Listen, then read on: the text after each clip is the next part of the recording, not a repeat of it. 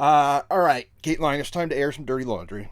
Or actually, it's not dirty laundry, it's a peek behind the curtain. Because I'm going to bring the Holt heads in on something that we've been dealing with since day one. You ready for this? Hit me. For whatever reason, when we started the pod, we were getting hella listens. And then in October of 2023, it slowly started to decline. And that decline has never risen. It's only gone down since then. I'm talking a year and a half of this. And now, Kate, we both know it's not because of the content. The content's good. It's gold. We're making gold over here, no doubt. So I think it's a conspiracy. Somehow the algorithm is out to get us. I'm thinking about what's causing it, what's tripping them up. What if it's because we have gunshots in our theme song? What do you think? Oh, my bad. I put them there. No, don't say my bad. It's not my bad because it's rocking in rules, but I have a fun idea to test this theory, okay? Okay. The next few episodes, I'm going to put other sounds over it, okay? And let's just see what happens. Okay. Let's just see what happens. I'm on board with this. Who knows what it's going to be, but it's going to be the most wholesome content the algorithm has ever seen. What do you think? I love it. And if that doesn't work, then do we just quit? No, we keep troubleshooting. Maybe the algorithm hates the color purple, in which case I'll be in big trouble, design-wise. But hey, we'll pivot, okay? Because if we could do one thing on here, Kate, it's freaking pivot to make the algorithm happy. It's something we always say. We slave to the algorithm. Exactly. Hey, slavery's coming up in this episode, so why don't we kick into that theme? Slightly modified. I'm Lester Holt.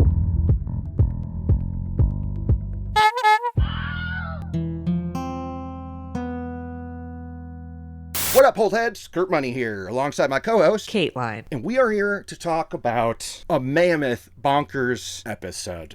I mean, I was thinking last week when we were like, this is a snooze, like this is so ho-hum. The Dateline gods heard us and said, don't worry, because the Devil Will Write is about to be popping off. Am I right? You're right. This episode is called The Devil Will Write. Piss poor title. Lester had what the title should be when he said, they call them Mommy and Clyde. They were known as Mommy and Clyde.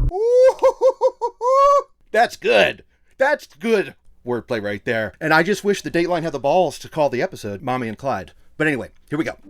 An elderly socialite is reported missing from her stately New York City brownstone. When Sante Kimes and her son Kenny are arrested, an extensive investigation reveals many decades of crime, deception, and murder that has captivated the nation, aka Mommy and Clyde. So overall, did you like the ep, Kate? Well, I have an issue with that IMDb description. Okay, hit me. I don't know that I would count that as a brownstone. Oh, okay, real estate Kate is getting in on this. Okay. They called it a mansion. Does that help, or is that... It's a mansion. It's like a Gilded Age era, like, was it Upper West Side, Upper East Side?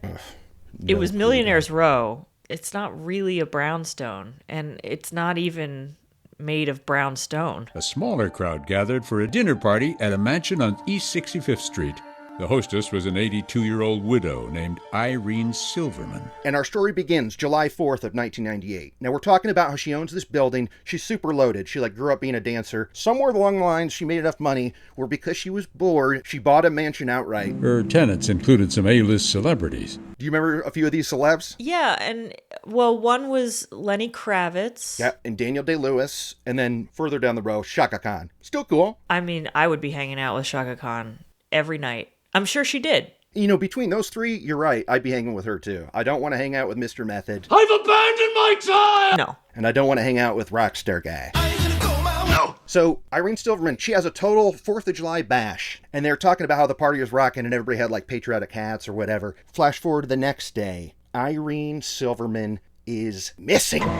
Kate, usually when we hear this, what's the response we get from the cops when we hear that someone's been missing for a few hours? Well, if it hasn't been 24 hours, then we're not going to look into it yet. Or, she probably just ran off. But this time, a woman with money and influence goes missing, and they take it seriously within an hour. Because her staff were the ones to call the police. They realized they didn't know where she was. She was nowhere to be found. And they know that if something happens to her, they're all screwed. That's true. That's a good point. I mean, it's so funny they didn't even blink twice about it, like about saying like, well, you have to wait this time. It wasn't even addressed in the Dateline. But the detective who was like a rookie at the time who got the case, it really gave us a peek into why cops don't want to start a missing persons case though, right? The detective on the show is like, yeah, and since I was the rookie, they were like, here, you got to do this one because we hate doing missing persons because they're tedious, he said. And they said, well, kid, this is yours because no one really wants a missing person case. It's very tedious work. They're tedious. Good job, guys. So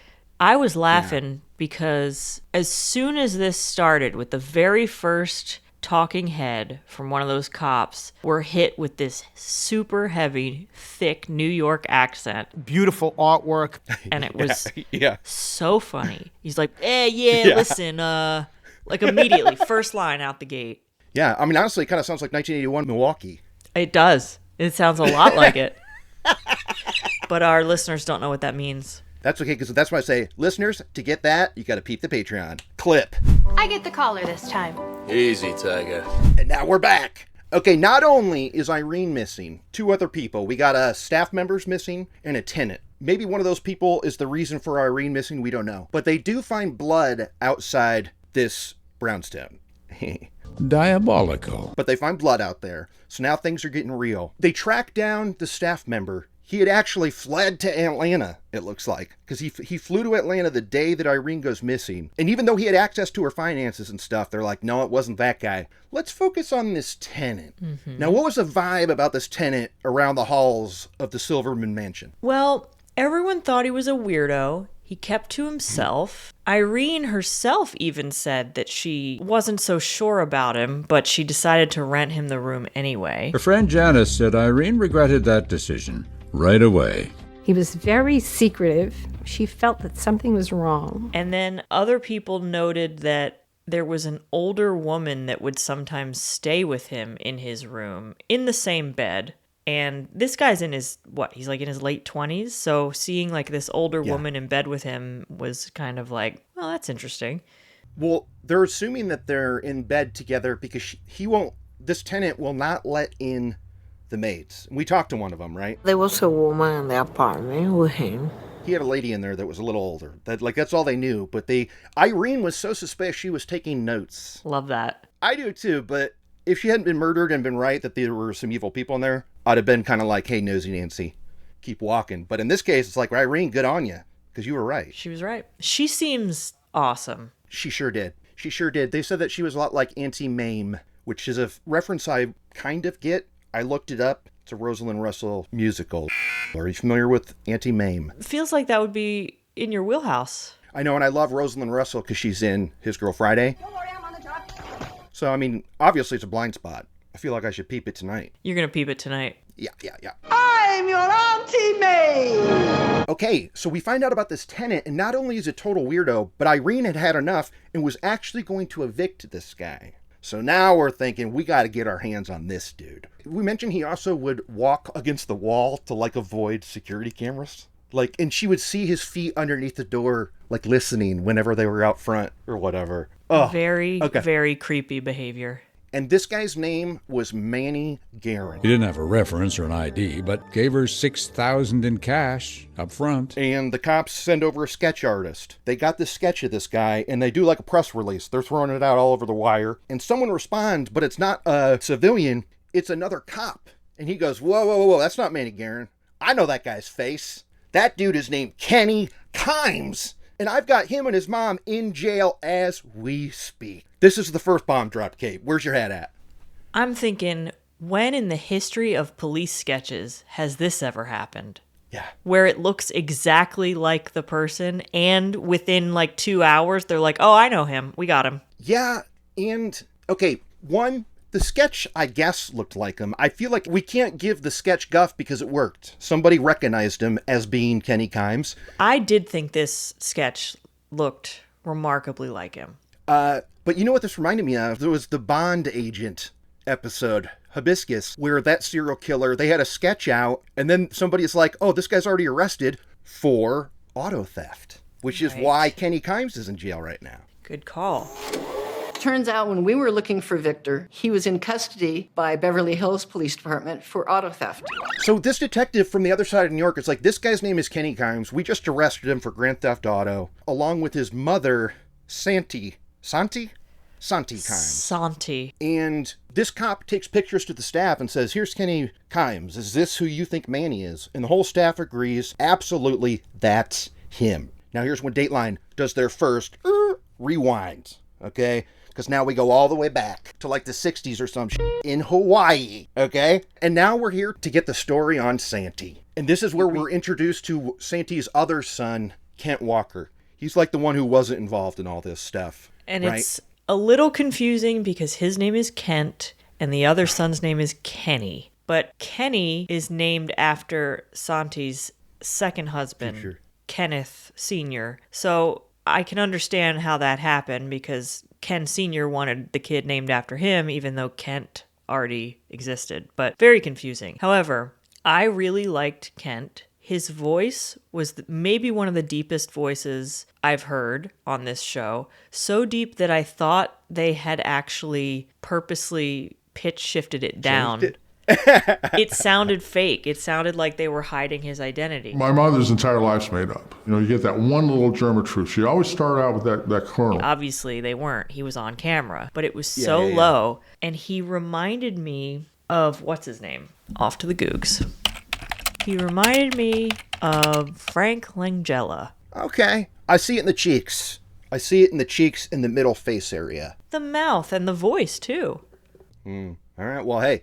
I'm going to cue up a side-by-side. We'll let the whole heads weigh in. Wait, he dated Whoopi Goldberg for 5 years? Of course. They were a power couple. I thought, well, she and Ted Danson were a power couple. It turns out if you're dating Whoopi, you're in a power couple because she rules. Love Whoopi.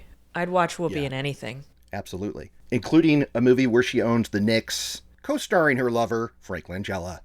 Brought it back around. Have you ever seen that movie?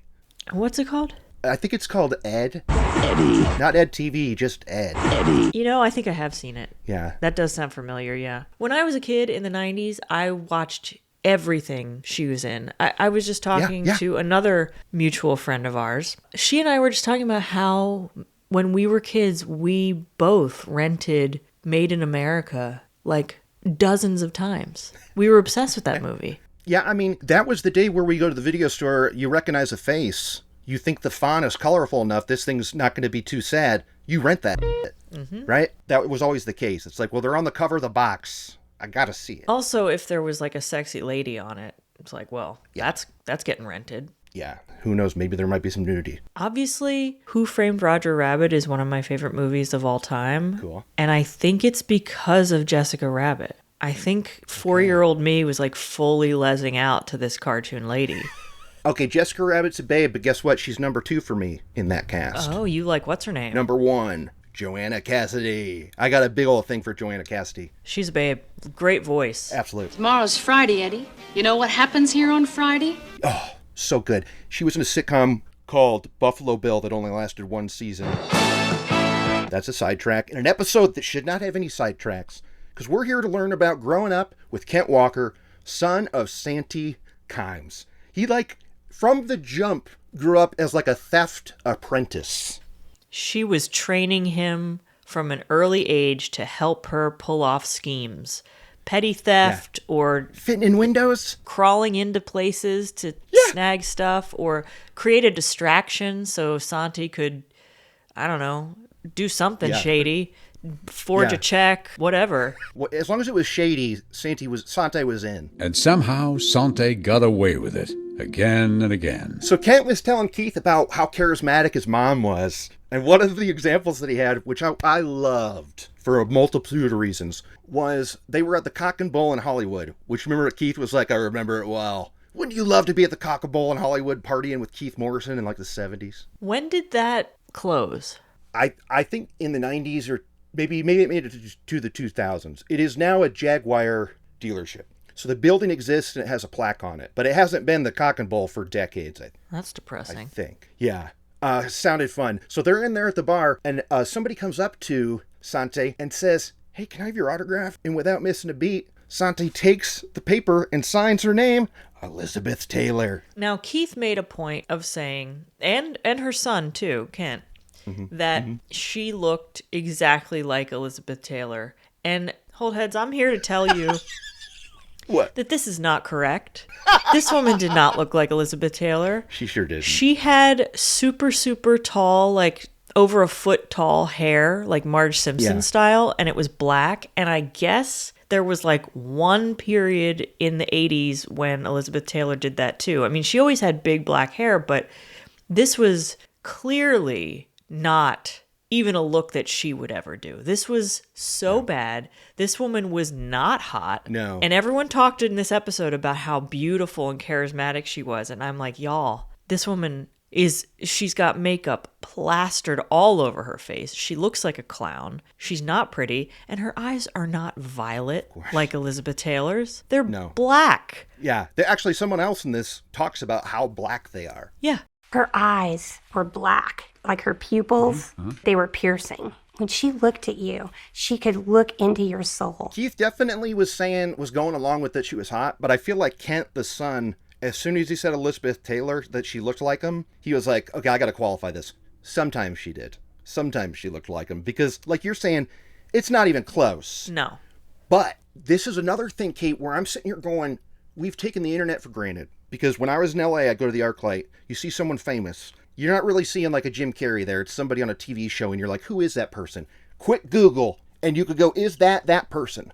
Now, just think back to the 70s. If they wanted to prove to themselves what Elizabeth Taylor looks like, they got to go up to Hollywood Boulevard to a bookstore and buy some press stills from one of her movies. Or like a cover of a magazine.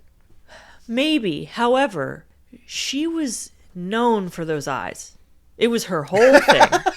That was like the qualifier of what she looked like. Violet eyes. And this woman had none of that. Elizabeth Taylor? Elizabeth Taylor. She looked that much like Elizabeth Taylor sometimes. Huh? She had the charisma, the look, the cheeks, the mouth. And I think that the only person that I've felt came anywhere close to Elizabeth Taylor was Delta Burke. I can see that. Love her. Designing women was my shit.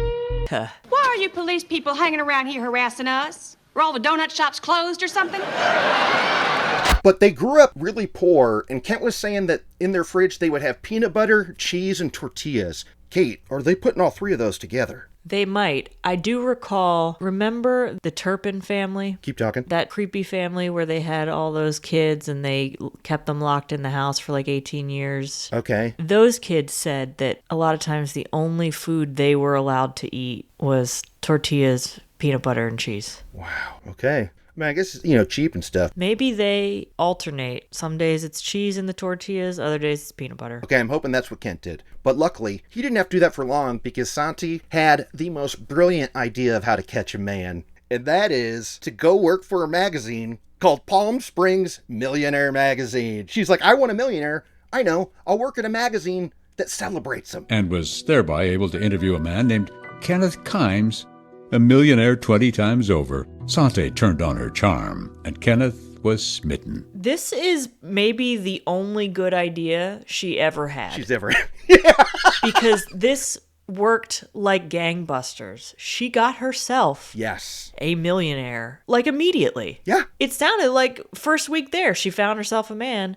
And he loved her. Yeah. He knew that she was a con artist, too, and he didn't care. He was actually friggin' into it. Keith Kimes is his name, and Keith makes a point of saying that he was a millionaire 20 times over. At this point in the story, I'm like, cool, Kenneth, do you. But later, I don't like Kenneth so much. No. He does some rich guy stuff that's not very cool. When we see pictures of him at the beginning of their relationship, you're like, yeah, cool. She found herself like a nerd. That's awesome. Yeah. And then later, you're like, oh, look at that guy. He's a sleazy piece of shit.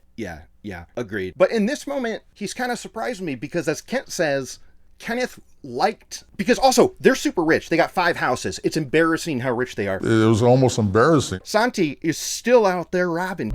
She's still thieving. She can't help herself. And my husband and I were watching this, and we were thinking, girl, why didn't you stop there? She can't. You had all the money. You had everything you needed. You didn't have to do any more of this. And it's interesting because, Keith said a millionaire 20 times over. Does that mean 20 million?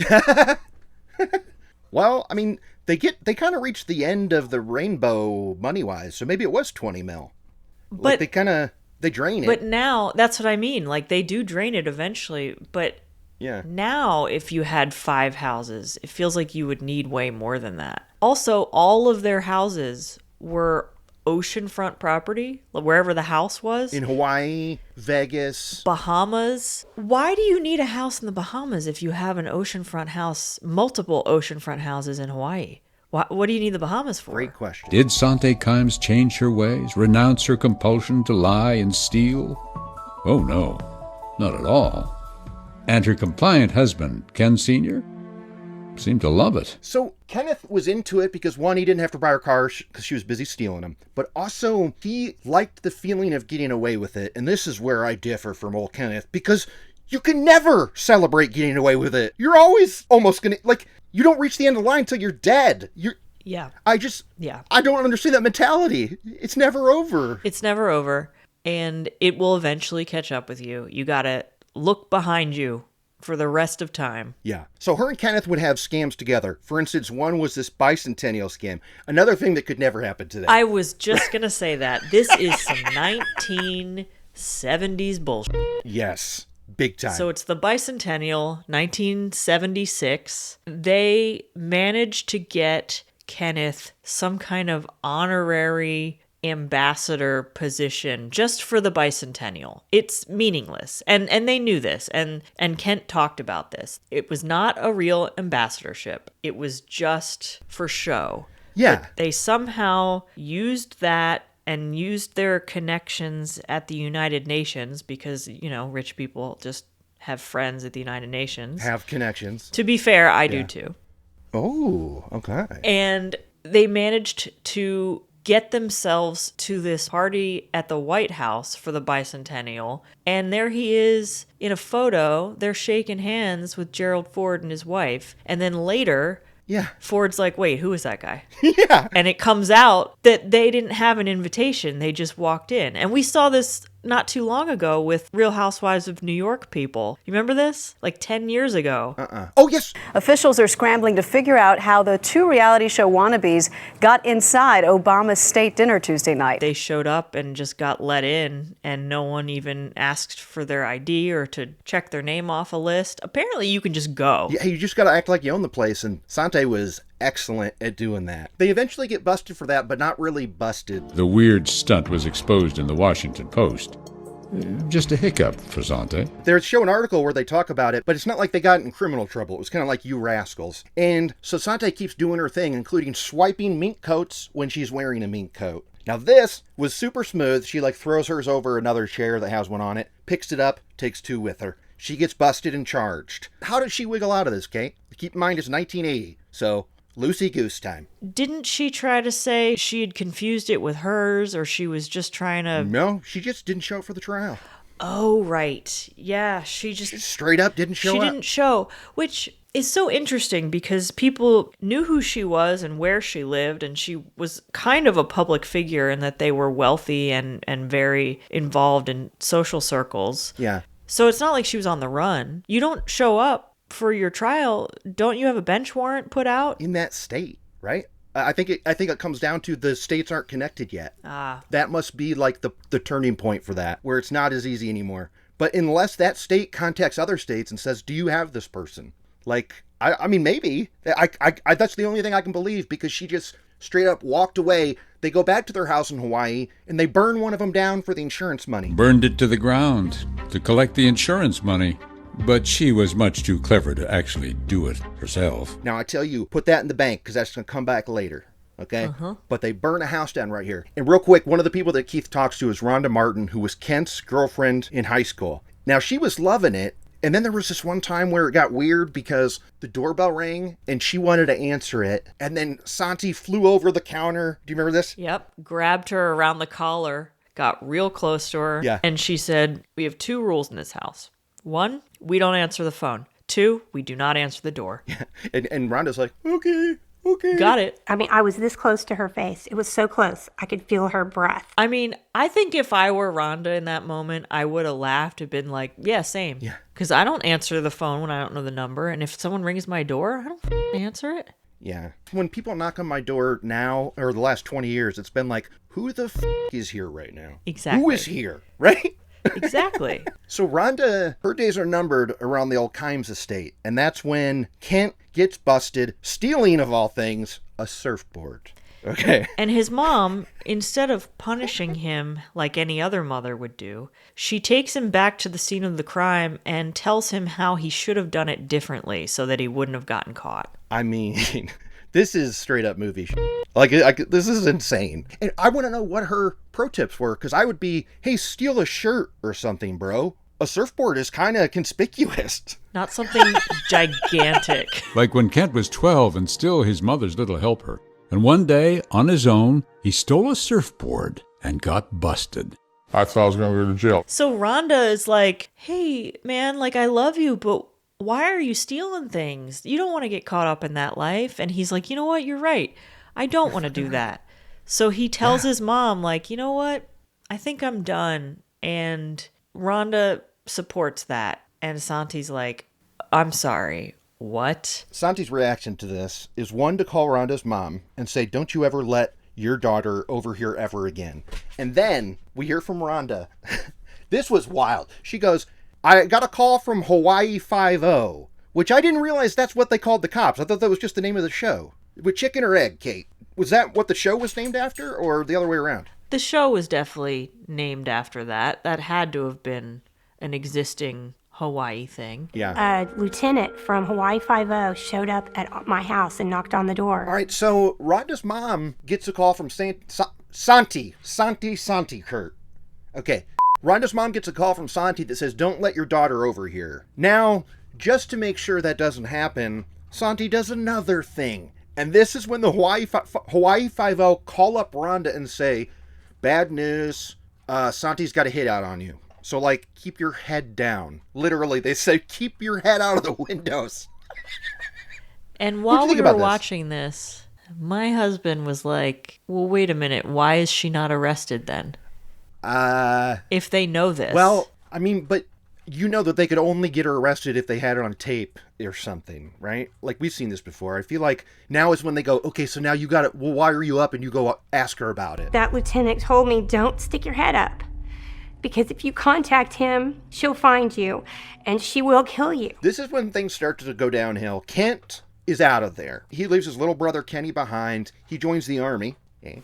And this is when So Sante does a lot of bad shit in this episode. She really only gets the full extent of the law with 2 of them. And this is the first time when the help comes for her. She was apparently yelling and abusing her staff, like hitting them with stuff, yelling at them, degrading them, and all the staff joined together to file a suit against her. The women complained to law enforcement, and in a lawsuit, evidently, she would lock the maids in their rooms. They were under constant watch, and I believe she attacked one of them with a hot iron once. And this thing was taken for real, and they have her, Sante even got deposed. Is that the word? Uh-huh. And she's on the videotape going, I hate that I'm here. I am Sante Kimes. Okay.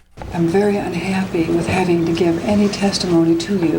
I have been through an intolerable nightmare. Like, she hates it, and we're loving it. Now, this will be a trend in Sante's life, but they bring charges against Sante and Kenneth. And the charges are wild. They're like involuntary slavery. Like Keith even says, like, these old-ass laws about anti-slavery, they're charged with. Now, Kenneth does the right move and pleads out because he wants to get away from this as soon as he can.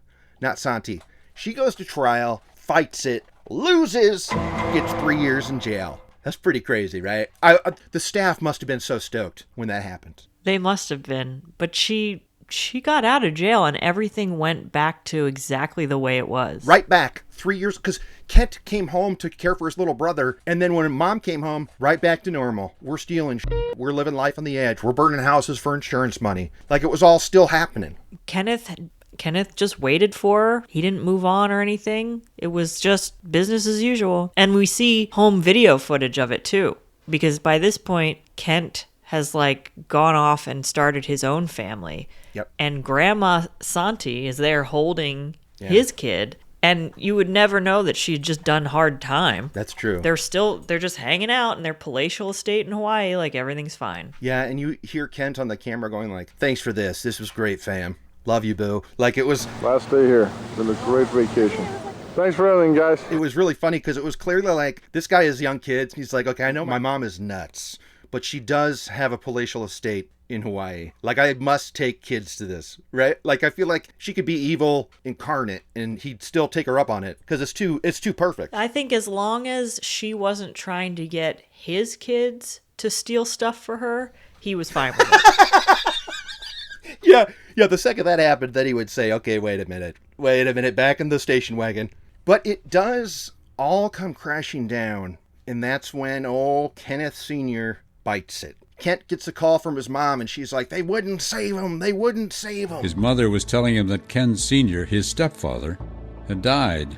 And after, Sante seemed unhinged, even more than usual. So Kenneth has now died, and Sante's freaking out because guess what? They done spent all that money. They did. And now Kenneth's not there to earn stuff anymore. They still had several properties and money in an offshore account. And I'm thinking, okay, you've got several properties that have appreciated in value over the years because now it's the 90s. You can sell those oceanfront properties and then you have money. She had enough to live. She did not have enough to continue their lavish lifestyle because there it is. Kenneth was making money up until the day he died. Yeah. I do think it was weird, though, that they didn't really have anything in place. And kind of surprising, considering what a con artist she is, that she wouldn't have convinced Kenneth to have all of these, like, life insurance policies or something that she could benefit from. Yeah. But he died, and she was essentially panicked. Yeah, I think you're right, though. It's that she couldn't keep the same lifestyle. She still would have been just fine if she would cool it a little. But she's like, when I have 6 homes, I can't have 5, okay? Yeah. Can't do it. So now they're freaking out, and this is when Kent didn't have any contact with him anymore. The frenzy of it all spooked Kent. He eventually stopped taking her calls. I had made a break from Mom and Kenny. We were estranged. But Keith says this is when they moved to Brentwood, California. And we go to Brentwood, and just around the time that they show up in town, what does a detective find in a dumpster in an alley behind LAX, Kate? What's in that dumpster? That would be a man named David Kasdan, who lived way up in the valley, nowhere near LAX. 30 miles from the dumpster where he ended up. When they find out this guy's identity, they go to his house, and nobody's there, but the carpet is pristine. It's like super clean in there. And no one is home, but his daughter is like, someone was kind of lurking around these past few weeks, and he was getting harassed. And the daughter knows the name of this harasser. And what was that name? Sante Kimes. Yes, that's Sante Kimes. Boom. So now the detective has to do some digging on old Sante Kimes. This is when I started losing faith in Kenneth, because they find out that, like, to dodge taxes and stuff, David Kasdan was like a buddies with Kenneth. And they owned a house in Vegas, and they hit up David at some point and said, hey, can we put your name on this house just cause so we don't have to pay taxes or whatever? And he was like, sure, do it. But then Kenneth dies, and David wants the hell out of there. He's like, hey, Sante, take my name off. You're nuts. And without Kenneth, I don't want anything to do with you. And she says she will, but she doesn't. Instead, she does. And this is the 90s. This is not the 70s anymore. So again, she's pulling magic tricks. Walks into a bank, gets a $280,000 loan under David Kasdan's name, and walks out of there. I don't know how you can do that. Because... Neither did the detective. So David Kasdan is on the deed to the house. Is he on it with her? No. Well, he's the sole name on the deed? Because if she's on there with him, I could see how she could take the loan out on the house because she's also on the deed. But if it's just him, it makes absolutely no sense how she was able to do that other than, I guess, flirting. Yeah, and actually her next step, which is also evil, is she burns that house down for the insurance money. Is something else she does, Kate. So like her name's on the insurance though. Like you can't keep this woman down. No. She's always got a fresh con going. I don't understand, because you have to have the person there to take the loan out. Even in the 90s. Yeah. You have to be there in person, have all these forms of identity. She just went in and said, like, he's my friend. I'm going to take a loan out in his name. She went down to a bank, Mrs. Kimes did, and she's the one that tricked the bank into taking a loan out of Mr. Kasdan. I don't know how she did it. I don't know how the bank allowed her to do it. Okay, so Kasdan's name is on there, and when he catches wind about this loan, because he starts getting bills that are like, you owe us like thousands of dollars a month, please. And he's like, why? Finds out about this con. The bank gets onto it. Sante straight up calls David Kasdan and warns him and says, hey, I wouldn't talk about this stuff if I were you. You might end up dead, dude. Right? And we find this out because there was a PI hired to look into this. She calls him back and she says, you know, asking questions about the loan, something to the effect won't be good for your health. Okay, yeah, Vegas house burns down. Sante tries to cash in the insurance money. Does not work. So they're on the run at this point. Now, the cops believe Sante killed Kasdan. Sounds like a pretty good guess. So now this detective we're talking to, who had great upper lip for a mustache, but he had like day one of a mustache. Did you see this guy? I'm sure I did, but I did not take note of the facial hair. His upper lip was just so good for a mustache. It was like straight across. It was crazy. He was kind of a cool guy. Good, honey. So now this detective in LA is on the trail of Sante, but they're always one step behind.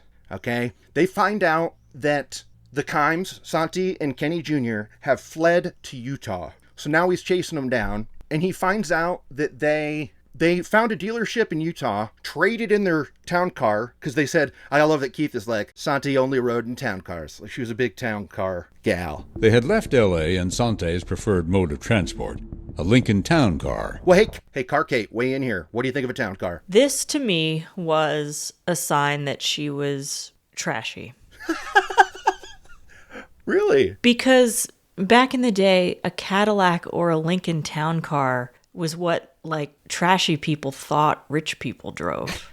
Why is she not in a Mercedes? Why is she in a Lincoln town car? That's really funny, Kate. That's a good point. Before you said she was trashy, I was like, to me, it says old money. No. I don't know what I'm talking about. Old money would be a Volvo or a Saab. Yeah. Or some old Land Rover. Yeah. But no. Not a town car. Not a Lincoln town car. A car that a chauffeur picks you up to take you to the airport in. Yeah, that's a good point. But she loves it. And so they take it to a dealership and they convince the guy to do a trade-in. They want to upgrade to a better town car. And to deal with the difference in price, Sante writes him a check. And now, what happens to this check, Kate? Naturally. Well, naturally, the check bounces. Of course. And they've stolen this car. Yeah, straight up. And there's a warrant out for their arrest. And the local sheriff issued warrants for Sante and Kenny, wanted for grand theft auto. And so now there's that warrant out, but this detective still cannot find them. But when he's in Vegas snooping around, or as Keith says,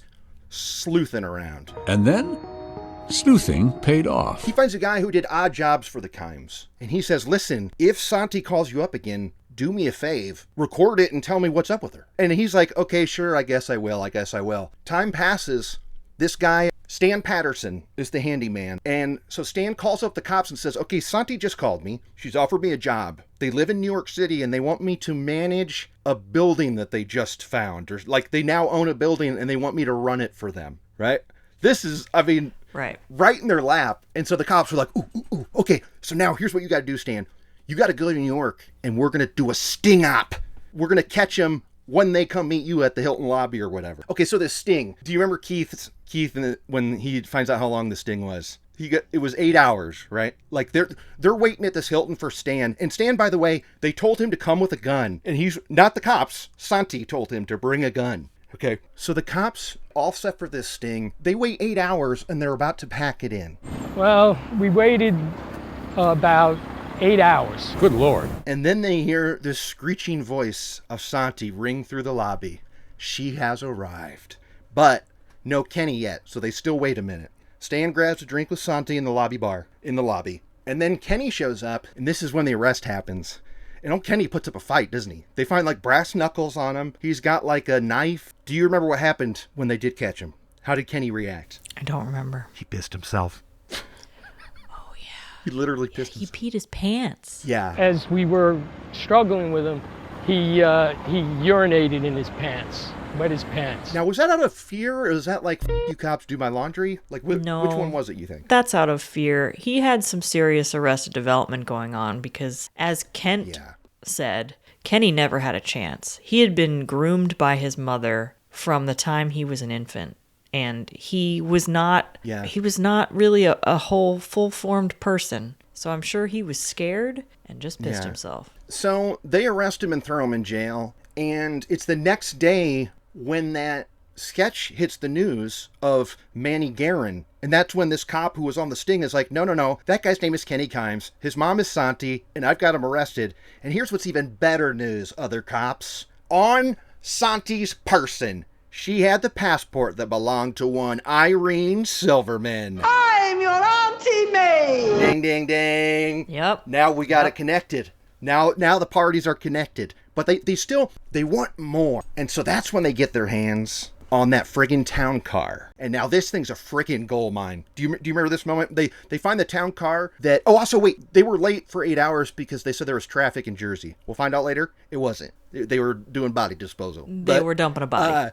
Yeah. But they take a look at this town car. Do you remember the shit that they found in there? It was like gun, liquid to knock people out, a taser box. Oh, and Sante had notes and notes and notes on Irene. Like, they were planning this thing, right? I think she met Irene at some party. It was all part of the plan that Kenny would go and try to rent a room from her. Yeah. They would wait for a couple weeks and then kill her and take this house. Which, that they were going to do. Confusing how that was going to happen, considering it was full of tenants and a whole full-time staff. Yeah. I could see how she could pretend to be Irene and use her identity to take possession of it, but people would quickly realize that she wasn't Irene. And then what is the staff going to do? And what are the tenants going to do? It was not a very thought out plan, honestly. No, and they were waiting. What Stan's job was going to be was to get rid of the current tenants. So they were kind of putting a lot of weight on the shoulders of Stan, the guy with the bulletproof vest and the gun and the wiretap.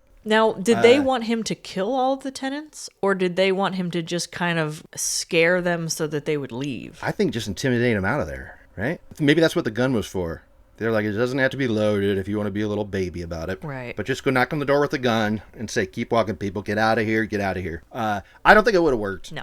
So now they are 100%, these crimes are now connected. Okay, so now we've got two deaths. We've got David Kasdan out in California, and we don't know what's up with Irene Silverman, but we're thinking she's probably dead. This hits the news wire all over the world. So far that the cops in the Bahamas hear about it. And now why does this cop in the Bahama know the name Sante Kimes? Because she and Kenneth had a home there, and also they had accounts there. Yeah, well, they had accounts. Now, here's the problem. When Kenneth died, there wasn't any, she didn't have access to it. So she was pretending that Kenneth was still alive, to get his benefits and whatnot, okay? And this is at an offshore account in the Bahamas. That's why we're offshore. That's so, shady rich talk. An offshore account? It is. Straight up shady rich stuff. It's typically in the Caymans, not in the Bahamas. Oh, good call. Do you know that because you have your own, or can you not say? No. There's this nosy little bank auditor named Syed Ahmed. Now, this was 2 years earlier, okay? So this is 96 or something. And he's getting suspicious. And all he wants to do is get together with the Kimes and say, what's up?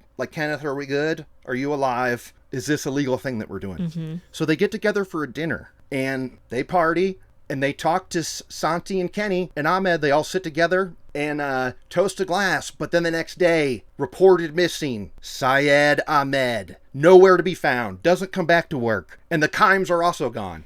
Yeah. Right?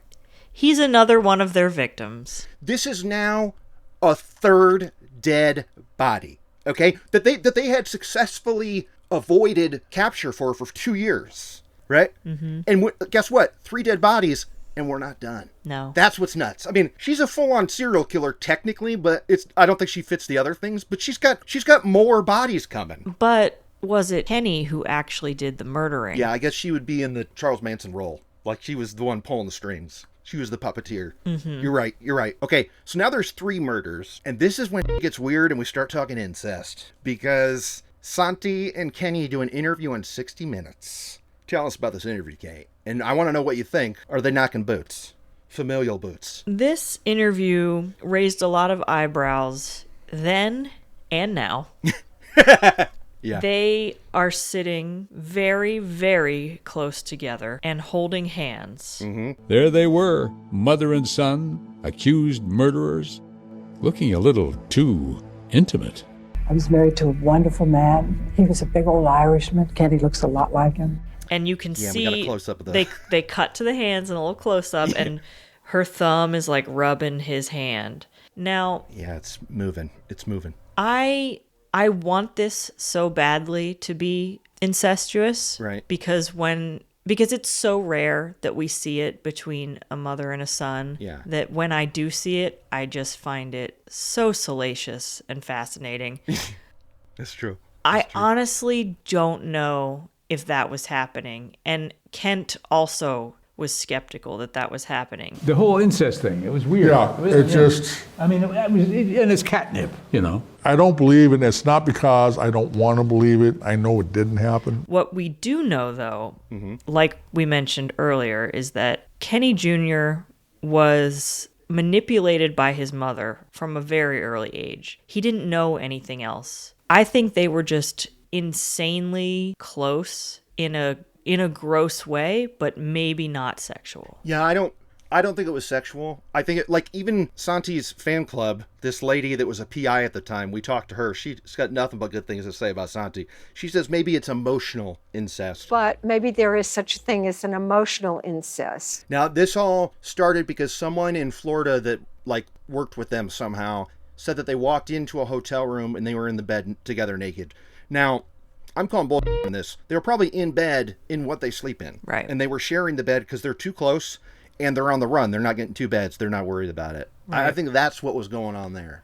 I think so too. I mean, I've shared a bed with my mother plenty of times. Yeah. It's weird, but also we're not ever naked. But like you said, he probably had like pants or boxers on. She probably had some like silk negligee because that's how she rolled. She loved white muumuus and whatnot. She's a big fan. Big fan. The guy they picked up in Florida, when they drove up the coast, he claims that he went into the room, he walked in, and they were in bed naked together. Yeah, I'm calling BS on that. It wasn't like someone opened the door and they had to really quick cover themselves with sheets and like roll off each other. That's not what was going on. Yeah, but we also do hear a weird-ass moment, and I'm getting like, it's making my face do a prune thing when I think about it. It's when Kenneth compliments his mother on her looks and stuff. He says how beautiful she is.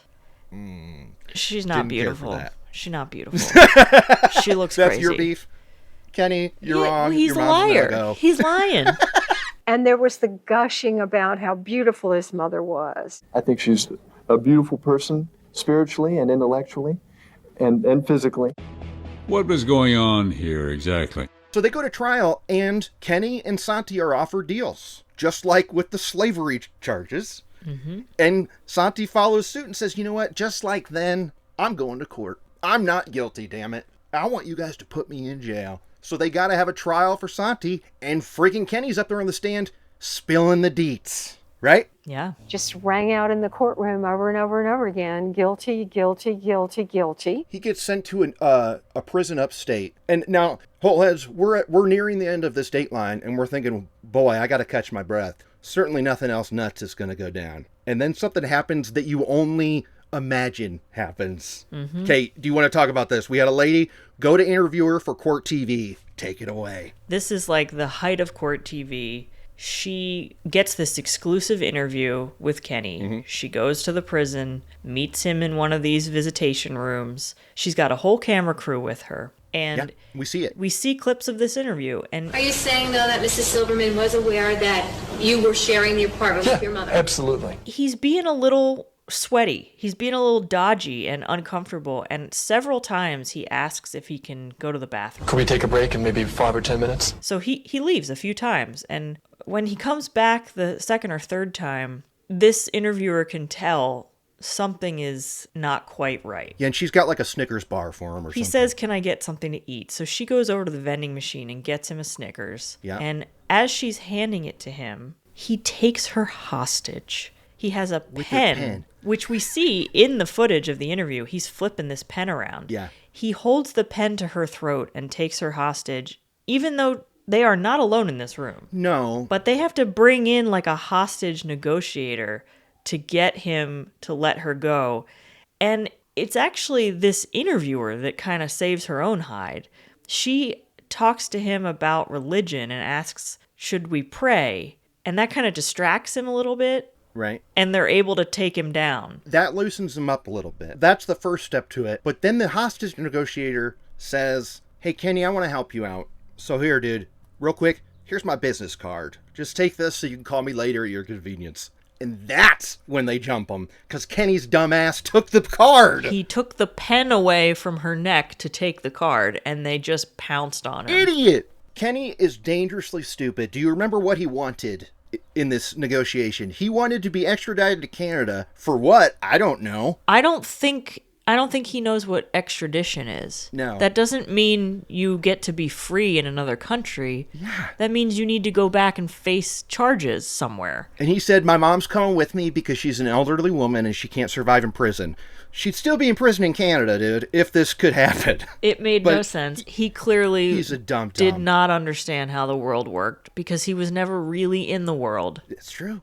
That is so true. So Keith's got the lady on there talking to her. It's pretty sweet. And not only that, they've got about, 3 seconds of the hostage sitch on tape. The Court TV crew recorded a few seconds of it until Kenny demanded they stop. 2 handcuffs, 1 blanket. Back! Cameraman, back! I bet they aired that on Court TV. I wonder. I mean, why wouldn't they? That's like a dream. You know, the Court producers TV were was about this. all about that. That was like hard copy.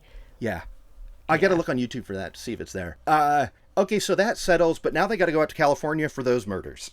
California was waiting to try them for the murder of David Kasdan. Mother and son faced the death penalty for that one. And so now they go out there, and Kenny's ready to talk again. He's got pleas ready, and he says, listen, I'll tell you everything you want to know. I'll testify against my mom again, but you got to take the death penalty off the table for both of us.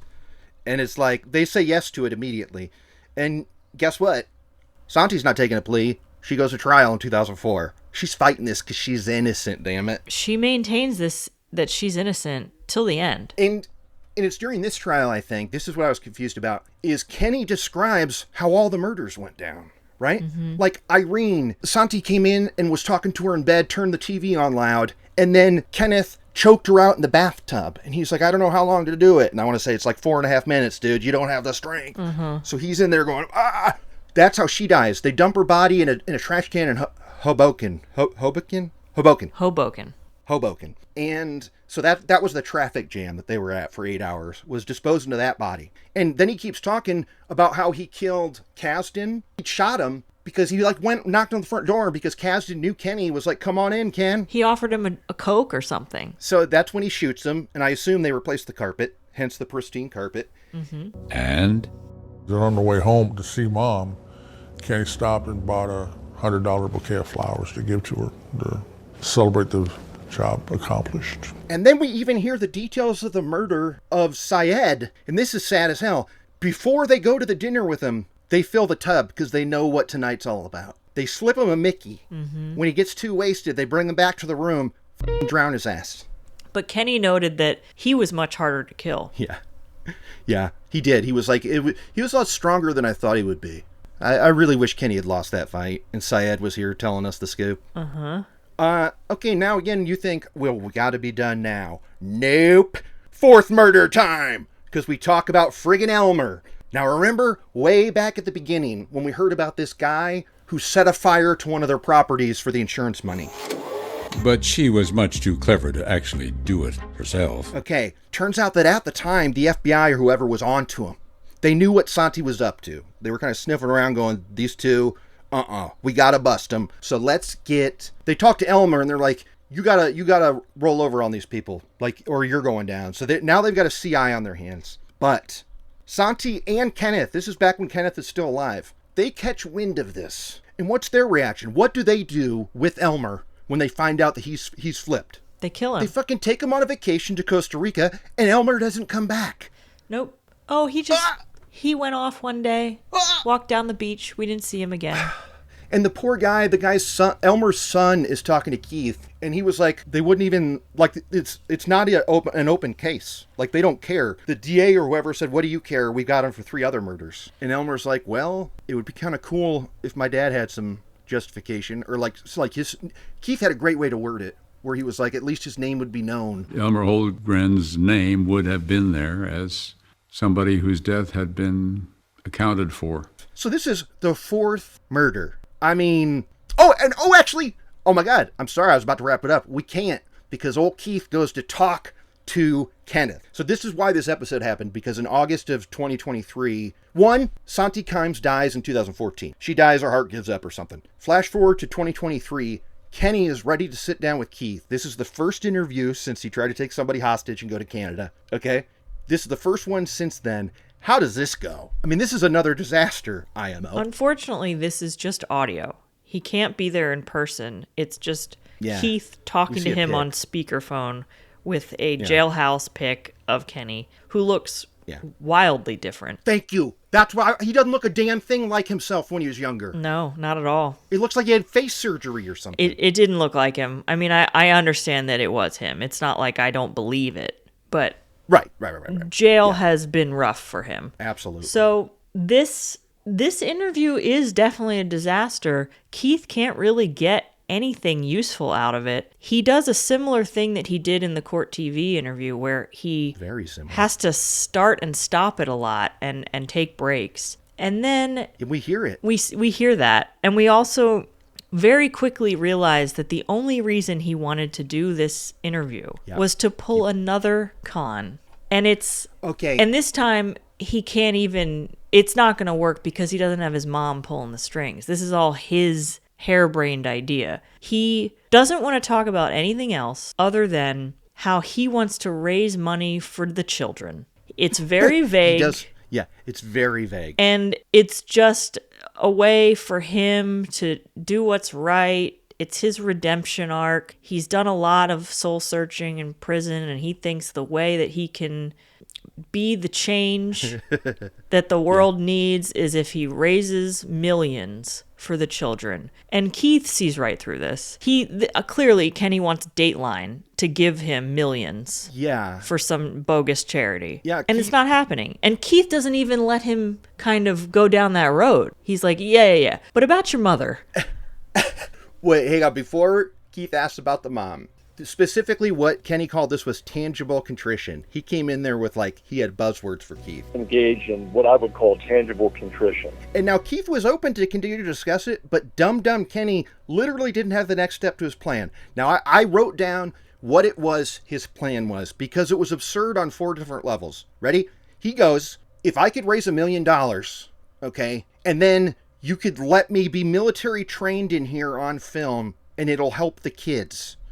A million questions right there. What does any of that mean, dude? What does that mean, Kenny?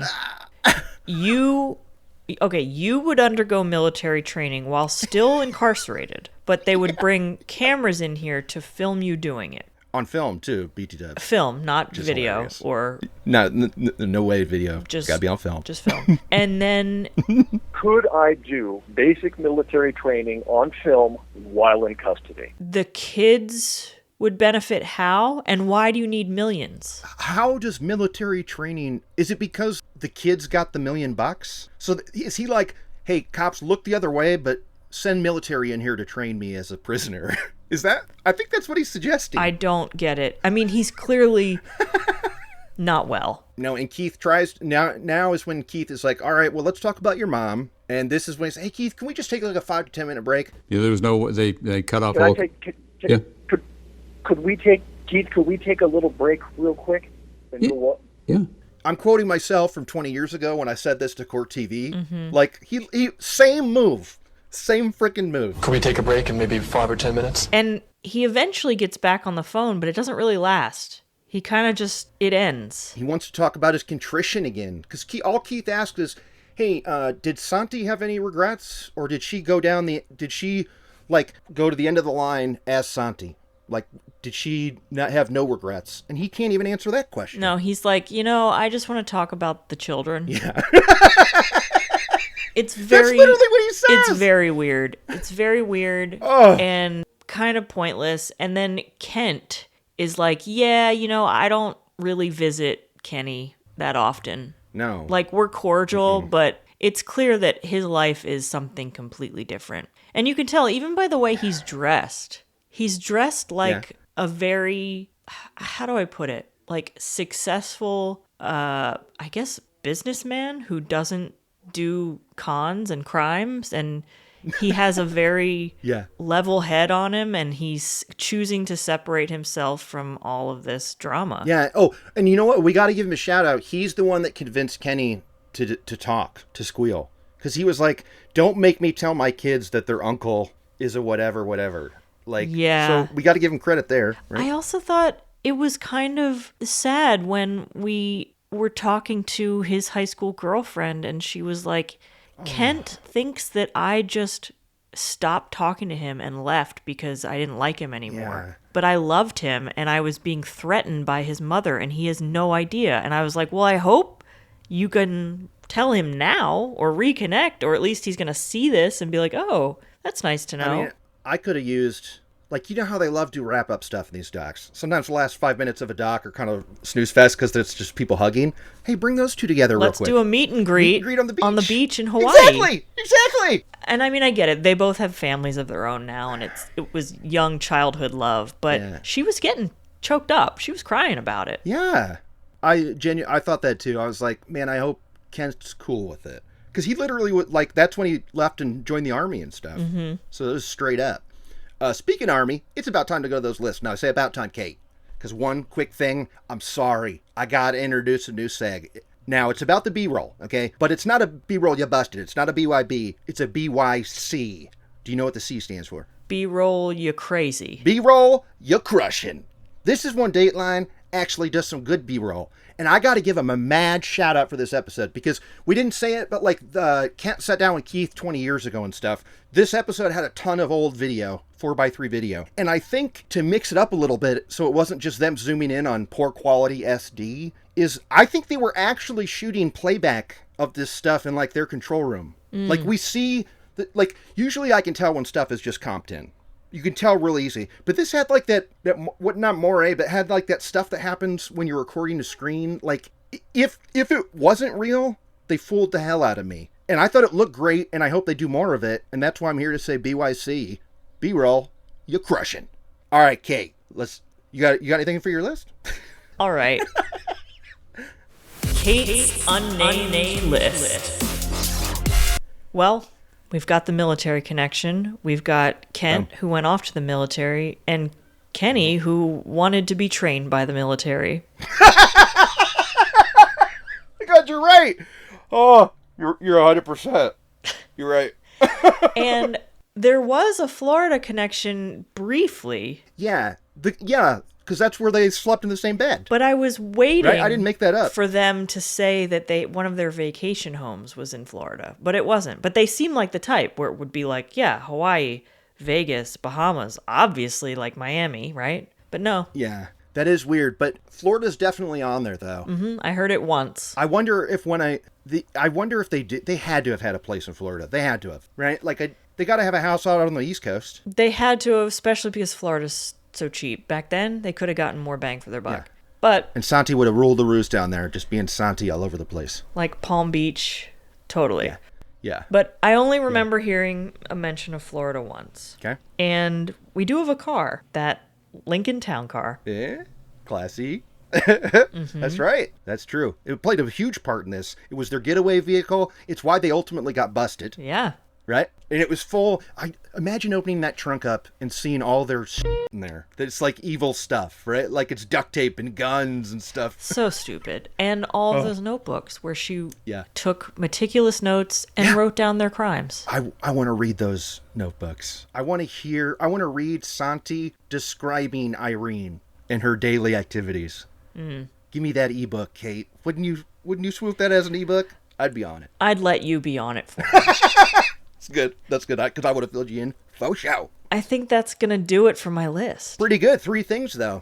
That's a full list. Mm-hmm. On to Kurt's Kick-Ass List. Kick-Ass List. Okay. Now, we're talking movies and TV because we got the Court TV mention, of course. Also, Elizabeth Taylor. That's very Hollywood. That counts on my list. That's the loosest part of my list. That one fits right in. I'm also counting Hawaii Five-0 because somebody was thinking about the television show Hawaii Five-0 when she said that, right? Mm-hmm. I think that's a safe ad. And I wonder, it makes me want to see if Hawaii Five-0 is on Blu-ray. That sounds like another show I would dig. if they shot on film and it's been remastered. Like 1960s Hawaii television. And what about the Rosalind Russell thing? Auntie Mame! I'm your Auntie May! Great point! I forgot I gotta watch that movie tonight. Okay, yeah, you're right. So that's Hollywood as well. No signs of struggling. They cleaned it all up. Every time there was a sign of a struggle, they were on it. I think that's it. This was such a beast of a Dateline and a beast of a record because it was a dope-ass Dateline. Who knows what I missed. But, I mean, this was a banger. This made me think of Man with No Name, honestly. Totally. Best of the season so far. Yeah, exactly. This is a Lesty frontrunner, okay? Totally. Absolutely, this is a Lesty frontrunner. Woo! And on that note, I'm Kurt Bunny. I'm Kateline. I'm Lester Holt. For all of us, I'm Lester Holt. Good night.